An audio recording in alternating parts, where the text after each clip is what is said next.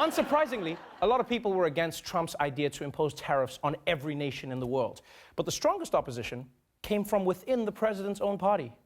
House Speaker Paul Ryan's spokeswoman releasing the following statement warning against the move, saying in a statement, quote, "We are extremely worried about the consequences of a trade war and are urging the White House to not advance with the plan." It's going to turn around and bite American citizens with much higher taxes, much higher costs. It's only going to hurt American consumers and our allies. Please reconsider your solution.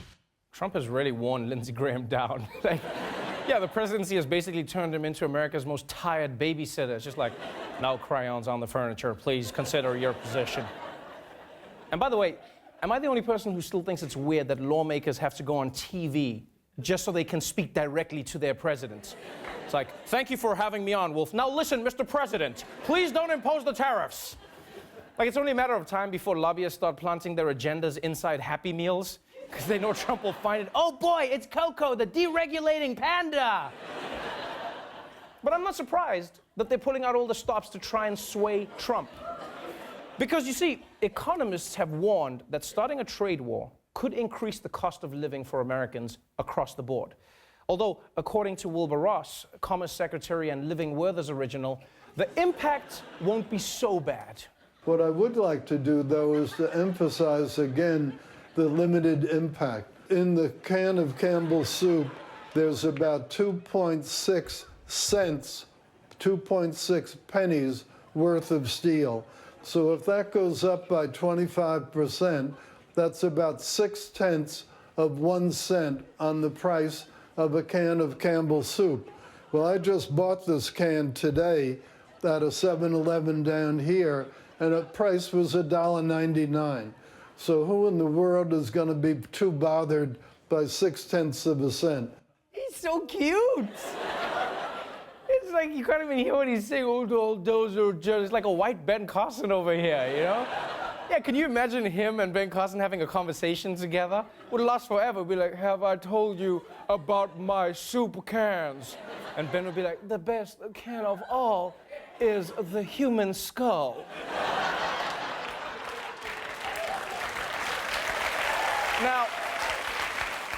Now, Commerce Secretary Soup Dog might be right that one individual can of soup won't go up a huge amount.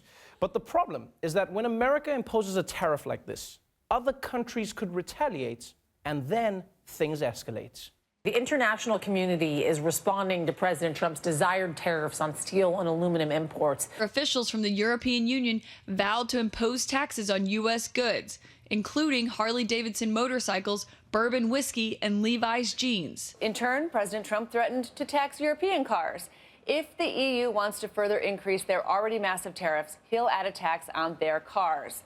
You see, it started at steel and aluminum, and now we're up to whiskey and jeans. And honestly, I think the European Union is going about this the wrong way. You're not hurting Trump by threatening Jim Beam and Levi's. All right, Trump has never touched alcohol, and he doesn't exactly have what we call jeans ass, okay? And so now, you'd think Trump getting all these bad Yelp reviews on his tariff idea would make him think twice. But joke's on you, he doesn't think once.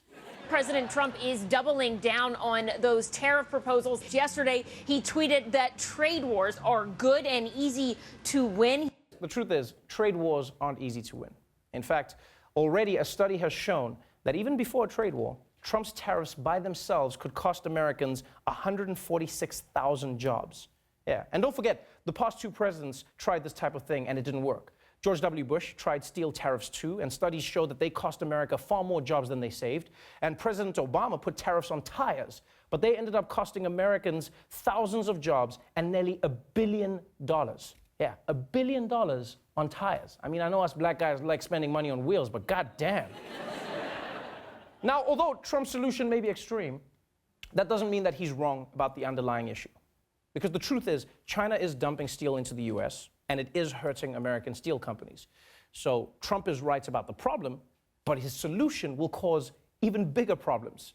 He's like a doctor who's great at the diagnosis, terrible at the cure. You know, just like, you have skin cancer, so I'm gonna chop off your dick. Wait, what? But like it or not, Trump is the doctor America chose. So it's ultimately his call. So even if it's bad policy, America could be headed for a trade war, which, to be honest, of all the wars we thought Trump could get us into, I mean, nuclear war, race war, a trade war is like the least bad option. And it'll make the next Call of Duty completely different. President Trump threatening a surprise trade war over steel. A wild week made him eager for a fight. He said trade wars are good. They're easy to win. Well, I'd love to have a trade war. The president was wrong. Trade wars are hell.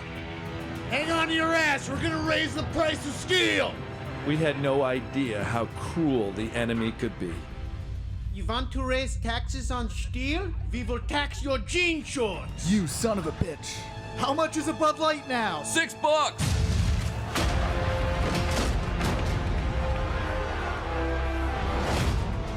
You're a long way from Econ 101, bitch. Who in the world is going to be too bothered by 0.6 of a cent?